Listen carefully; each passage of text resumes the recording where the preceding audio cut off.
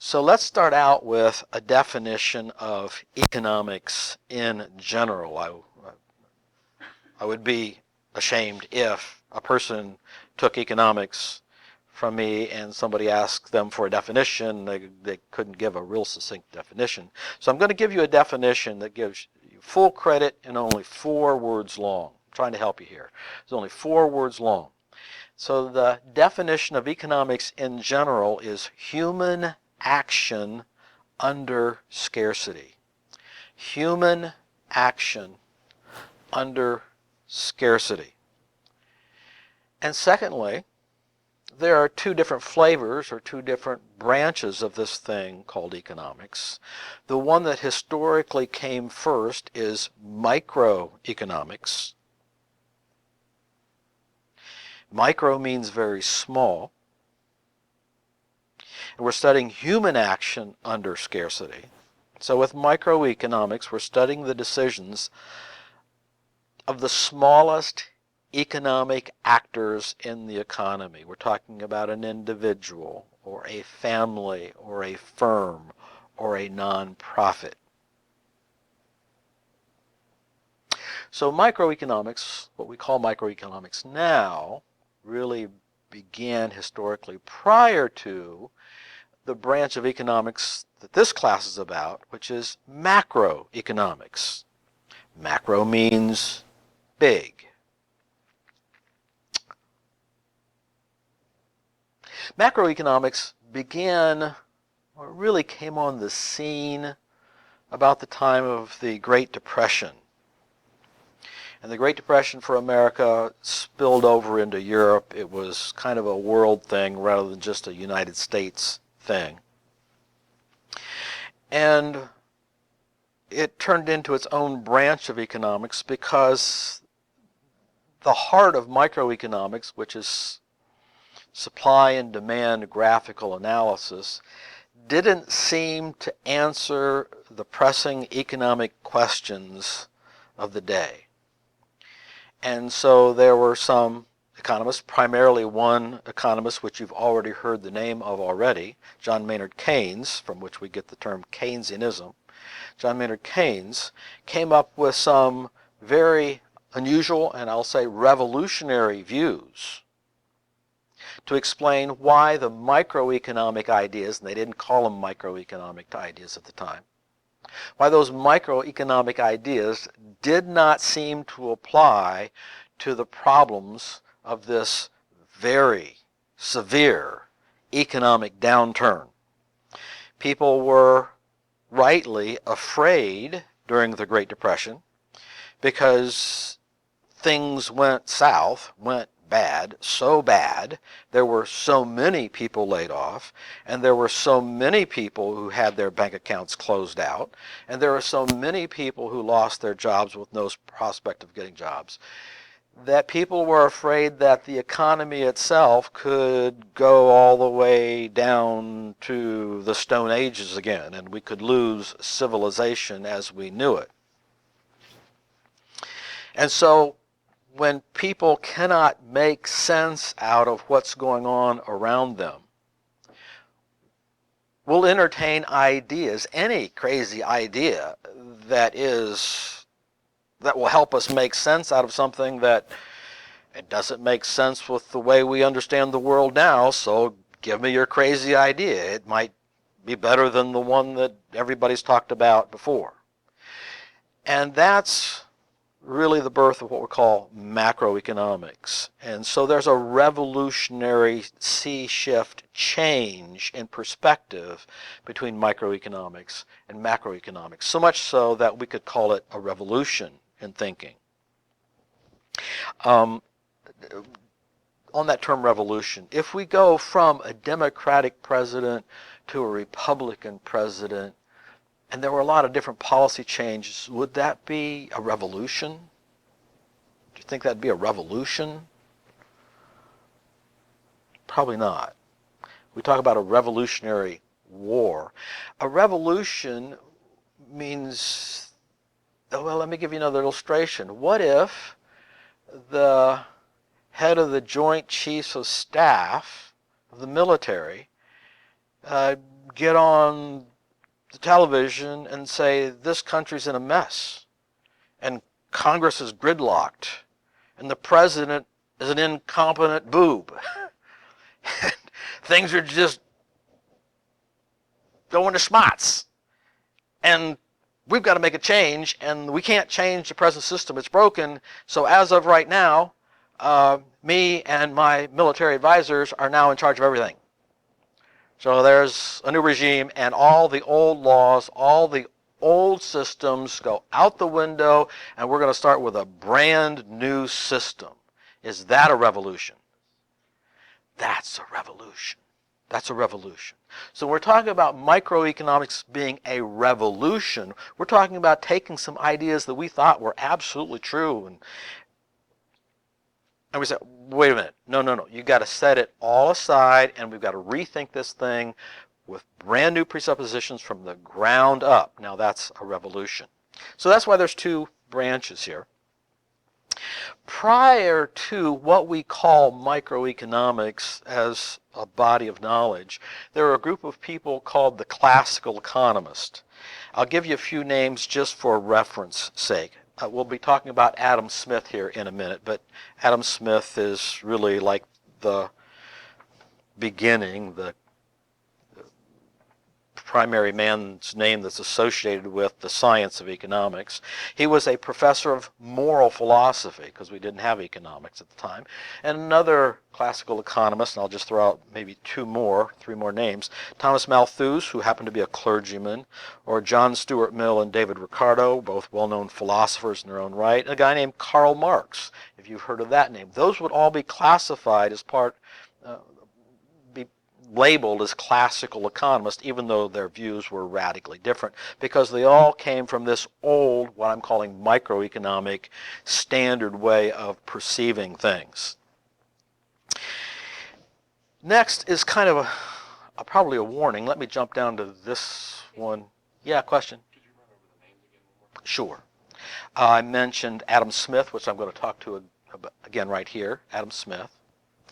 And I mentioned a guy named Thomas Malthus, and his name is very well known in the area of population. Talk about population control, for instance, and the role of population in terms of national prosperity. Is more people good or is more people bad? Thomas Malthus, and Malthusianism is the name of that particular viewpoint.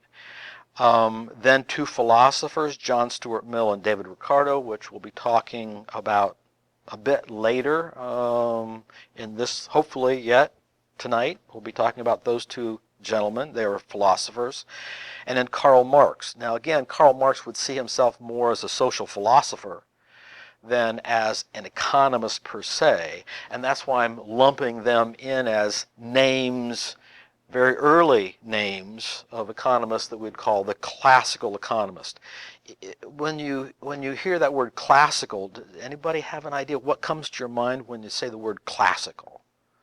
Or that's a classic. A book? An original book? A popular original book?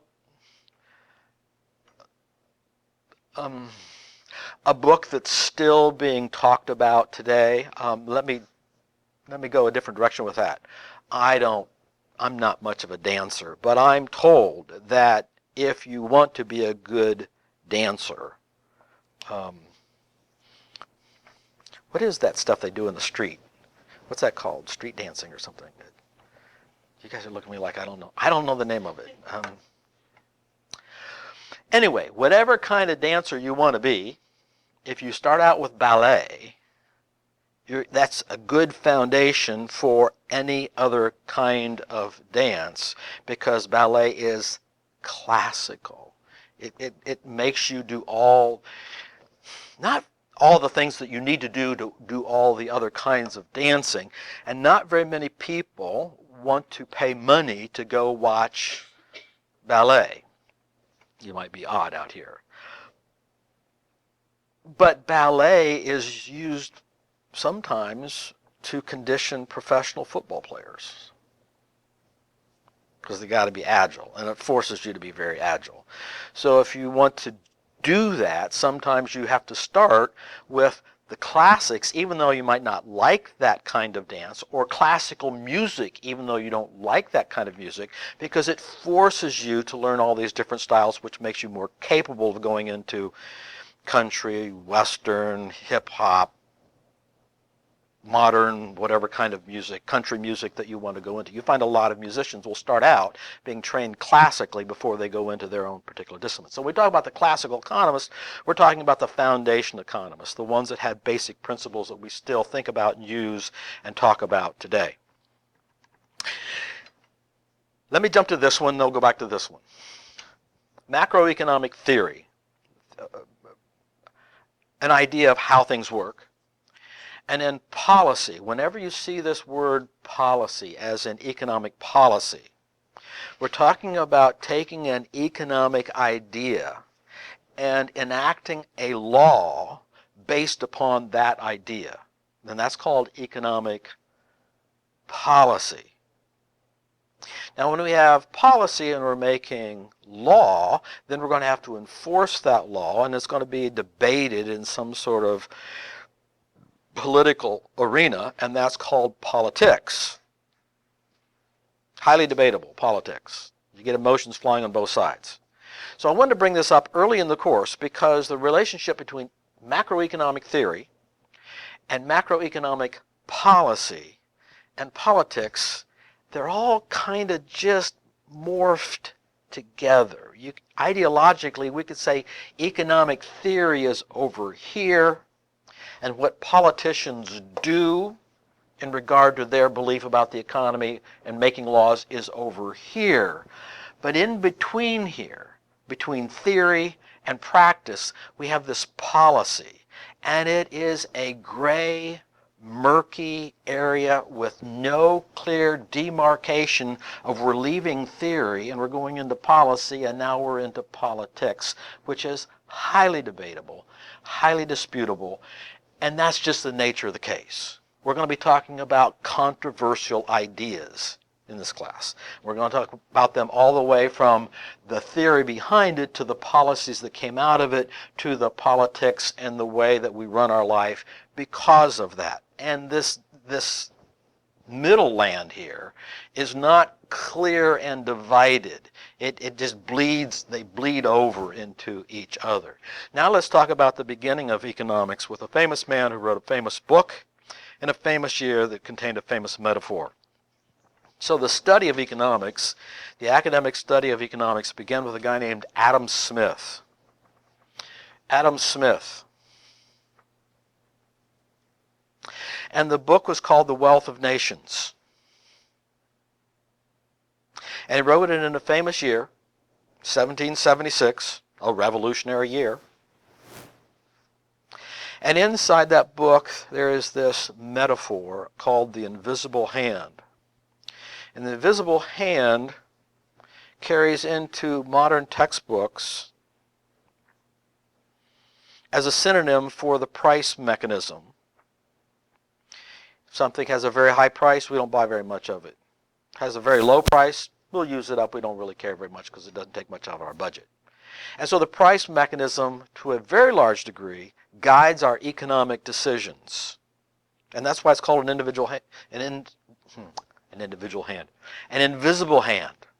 It's called an invisible hand because you don't see it working, but it guides people. Do I buy this car or that car? Do I go to this school or that school? Do I prepare for this career or that career? And the price mechanism plays a large role on our decision making, both individually and nationally.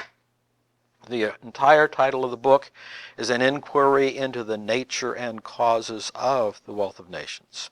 So an inquiry is an investigation into the nature and causes of the wealth of nations. So he's asking, why do some nations become wealthy? And why do other nations simply do not become wealthy?